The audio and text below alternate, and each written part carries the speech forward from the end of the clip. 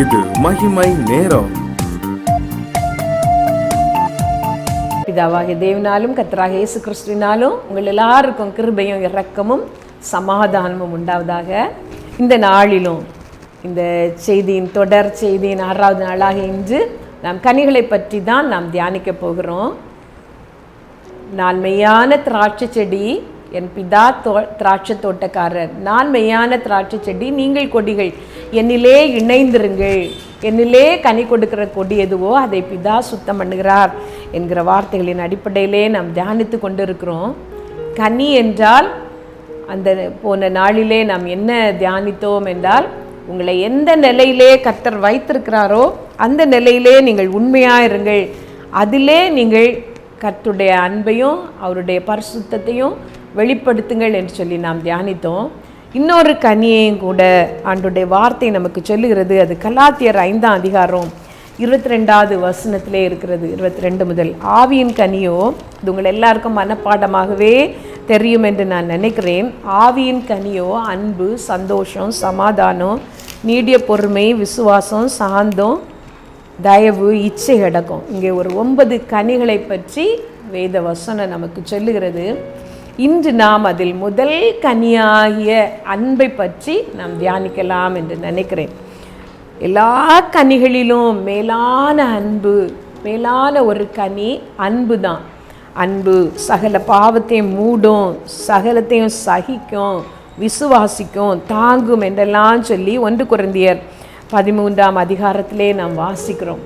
பிரதான கற்பனை எது என்று கேட்டு இயேசு கிறிஸ்துவிடம் ஒரு வாலிபன் வந்தான். இயேசு கிறிஸ்து அவனுக்கு சொன்னது, நீ உன் தேவனாகிய கர்த்தரிடத்தில் உன் முழு இருதயத்தோடும், உன் முழு ஆத்மாவோடும், உன் முழு மனதோடும், உன் முழு பலத்தோடும் அன்பு கூர்வாயாக என்பதே பிரதான கற்பனை.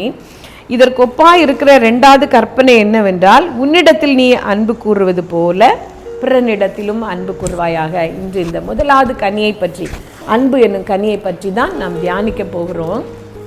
எல்லா கனிகளிலும் விசேஷித்தது அன்பு. இது எல்லாரும் காட்ட முடியும். அபிஷேகத்தை பெற்றவர்கள் தான் காட்ட முடியும் என்றல்ல, எல்லாரும் இந்த அன்பை காட்ட முடியும்.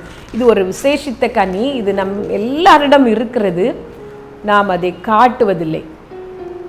அன்பை காட்டினால் நம்முடைய மதிப்பு குறைந்து விடும் என்று சில இடங்களிலே நினைப்போம்.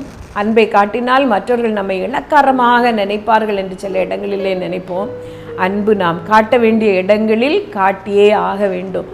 அன்புக்கு ஒரு வல்லமை உண்டு, அன்புக்கு ஒரு பவர் உண்டு. நீங்கள் அன்பு காட்டும் பொழுது அதன் மேன்மை நீங்கள் அறிந்து கொள்வீர்கள். அன்பு காட்ட வேண்டிய இடங்களிலே நீங்கள் அன்பு காட்டியே ஆக வேண்டும். ஆண்டவரிடத்திலே நீங்கள் கேளுங்கள். முதல் முழு அன்பு நீங்கள் அவருக்கு காட்ட வேண்டும். வானத்தையும் பூமியும் உண்டாக்கின சர்வ வல்லவருக்கு நீங்கள் காட்ட வேண்டும். ஆண்டவரை நேசிப்பது தான் இந்த உலகத்திலே பிரதானமானது. ஆனால் வேத வசனம் சொல்லுகிறது, இந்த உலக வாழ்க்கையிலே அவரை விட்டு இழுக்கிற காரியங்கள் இருக்கிறது. உலகத்திலும் உலகத்தில் உள்ளவைகளிலும் அன்பு கூறாதிருங்கள் என்று சொல்லி. உலகம் நம்மை இழுக்கிறது அன்பு காட்டும்படி. உலகத்தில் உள்ளவைகள் நம்மை இழுக்கிறது. ஒரு மாயமான தோற்றத்தையும் அன்பையும் காட்டி நம்மை இழுக்கிறது. உலகத்தில் உண்டானவைகள் பிதாவினால் உண்டானவைகள் அல்ல. உலகத்தில் உள்ளவைகள் அது ஆண்டவருக்கு விரோதமானது என்று சொல்லி 1 யோவானிலே நாம் பார்க்கிறோம். உலக சிநேகம் தேவனுக்கு விரோதமான பகை என்று சொல்லி நாம் பார்க்கிறோம். ஆனால் இந்த உலக வாழ்க்கையிலே மனுஷர்களாகிய நமக்கு ஆண்டவரை நேசிப்பது கடினமாக இருக்கிறது. அதிலும் வாலிப காலத்திலே இந்த உலகத்தின் எல்லா அழகையும் எல்லா சுகத்தையும் நாம் பார்க்கும் பொழுது அதை ரசித்து விட்டால் என்ன, அதை அனுபவித்து விட்டால் என்ன என்று நினைக்கிறோம். ஆனால் நம்முடைய வாலிப நாட்களை முடித்து வாழ்க்கையின் அந்திம காலங்களிலே வரும் பொழுது கர்த்தரை நேசிப்பதை கடினமாக நாம் கண்டு கொள்கிறோம். அவரிடத்திலே அன்பு கூற முடியாமல் போகிறது. ஆகவே தான் ஆண்டவருடைய வார்த்தை சொல்கிறது, உன் வாலிப நாட்களிலே கர்த்தரை நினை. எல்லா சந்தோஷங்களையும் நீ அனுபவி. அதனூடாக இவை எல்லாவற்றிலும் கர்த்தர் நியாய தீர்ப்பிலே என்னை கொண்டு வந்து நிறுத்துவார் என்று நினை என்று ஆண்டவருடைய வார்த்தை சொல்லுகிறது. இதை கேட்கிற வாலிப பிள்ளைகளுக்கு என்னுடைய அன்பான ஆலோசனை, ஆண்டவரை நேசிக்க பழகுங்கள். ஏனென்றால் அவர் முந்தி நம்மிடத்தில் அன்பு கூர்ந்தார். அவர் நம்மிடத்தில் காட்டின அன்புக்கு ஒப்பான ஒரு அன்பு இந்த உலகத்திலே கிடையவே செய்யாது. அவரை நேசித்து பாருங்கள். உங்கள் வாலிப நாட்களிலே ஏசப்பாவிடம் போய் சொல்லி பாருங்கள், ஏசப்பா உம்மை நான் நேசிக்கிறேன், உம்முடைய அன்பு எனக்கு வேண்டும் என்று நீங்கள் சொல்லி பாருங்கள். ஆண்டவர் சந்தோஷப்படுவார். உங்கள் வாழ்க்கை முழுவதும் இன்பமாக மாறும். உங்கள் வாலிப நாட்களை முடித்து வயோதிப நாட்களிலே வரும்பொழுது, ஐயோ என்னுடைய வாழ்க்கை நான் இழந்து விட்டேனே, எங்கேயோ போய் ஆண்டவர் எனக்கு தந்திருந்த ரட்சிப்பையும் கிருபைகளையும் வரங்களையும் அபிஷேகத்தையும் நான் இழந்து போனேனே என்று நீங்கள் சொல்ல மாட்டீர்கள். அவரை நேசித்து அவரை பின்பற்றுகிற வாழ்க்கை அது அவ்வளவு இன்பமான ஒரு வாழ்க்கை. அந்த வாழ்க்கையிலே நீங்கள் உங்களை ஒப்பு கொடுத்து முன்னேறுவீர்களானால் ஒரு நாளும் உங்கள் இருதயமும் மனசாட்சியும் உங்களை கடிந்து கொள்ளாது, உங்களை குற்றப்படுத்தாது. நான் சரியானதை செய்தேன் என்று உங்கள் மனசாட்சி உங்களிடம் சொல்லும். ஆகவே இயேசு கிறிஸ்துவை நேசிக்க பழகுங்கள். முதலாவது கர்த்தரை நேசிங்கள். உலகம் ரெண்டாவது, உலகத்தின் காரியங்கள் ரெண்டாவது. அவரை நீங்கள் முதலாவது நேசித்தீர்களானால் கர்த்தர் மற்ற எல்லா ஆசீர்வாதங்களையும் உங்களுக்கு தானாகவே தருவார். வேத வசனம் சொல்லுகிறது, முதலாவது தேவனுடைய ராஜ்யத்தையும் அவருடைய நீதியையும் தேடுங்கள், அப்பொழுதுவைகள் எல்லாம் உங்களுக்கு கூட கொடுக்கப்படும் என்று சொல்லி இந்த அன்பு என்னும் கனி உங்கள் வாழ்க்கையிலே வெளிப்பட வேண்டும். ரெண்டாவது, உன்னை நீ நேசிப்பது போல பிறனையும் நேசிப்பாயாக. இதுதான் ரெண்டாவது பெரிய கற்பனை. ஆண்டவரிடம் உங்கள் அன்பு உண்மையாக இருக்குமானால் மற்றவர்களை நேசிப்பது உங்களுக்கு எளிதாக இருக்கும். கர்த்தர் அந்த அன்பை உங்கள் உள்ளத்திலே ஊற்றுவார். நம்முடைய அன்பு குறைவு. வேத வார்த்தை சொல்லுகிறது, பரிசுத்த ஆவியினாலே அந்த அன்பு உங்கள் உள்ளத்திலே ஊற்றப்பட்டிருக்கிறது என்று சொல்லி. ஆவியானவர் உங்களுக்கு அந்த அன்பை தருகிறார். நீங்கள் உங்களை வெறுக்கிறவர்களை கூட உங்களால் நேசிக்க முடியும். பரிசுத்த ஆவியானவரிடத்திலே நீங்கள் கேளுங்கள், ஆண்டவரே எனக்கு அந்த அன்பை தாரும் என்று சொல்லி.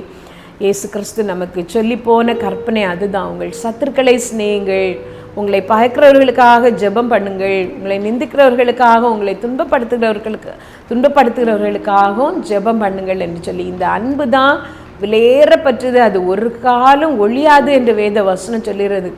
1 கொரிந்தியர் 13ஆம் அதிகாரத்திலே நாம் வாசிக்கும் பொழுது, இப்பொழுது விசுவாசம், நம்பிக்கை, அன்பு இம்மூன்றும் நிலைத்திருக்கிறது. இந்த மூன்றும் நிலைத்திருக்கிற காரியங்களாம். தீர்க்க தரிசனங்களானாலும் ஒளிந்து போம், அறிவானாலும் ஒழிந்து போம் என்று வேத வசனம் சொல்லுகிறது. இதெல்லாம் ஒளிந்து போகலாம், குறைந்து போகலாம்.